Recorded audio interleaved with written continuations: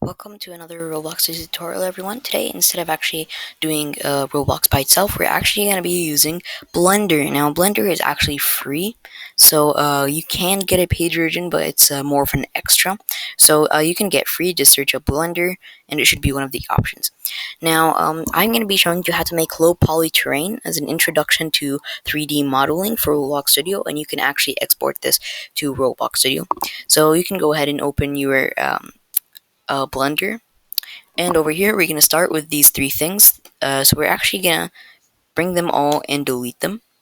And then we're going to go to object mode right over here. And then we're going to click it. Or actually, we're going to we're going to click add. We're going to go to mesh. And we're going to click plane. Now, so far we have this plane. So now we can actually scale it to our liking. So I think this is good enough. And in Blender, the objects are actually bigger than they seem when we're going to export them to Roblox. So now this is actually like a pretty good square for now, or a plane. And then when we go to object mode, we're actually going to go to edit mode after that. And then we're going to do Control R. Now this is adding a vertice. So you're going to click here and you're going to double tap. You're going to click R, double tap, click R, double tap. And keep in mind, the more vertices you add, the more poly it's going to be. Control R, Control R. This should be enough for now. So now there's a crucial part, and this is make sure that you do this correctly. And that's kind of like moving the vertices a little bit. Now use the move tool and not the scale tool. I repeat, use the move tool and not the scale tool. You can choose two vertices at a time, or even one, and you can move them around. And then I'm just gonna make my low poly terrain skeleton kind of right now. So you can play around with this a little bit.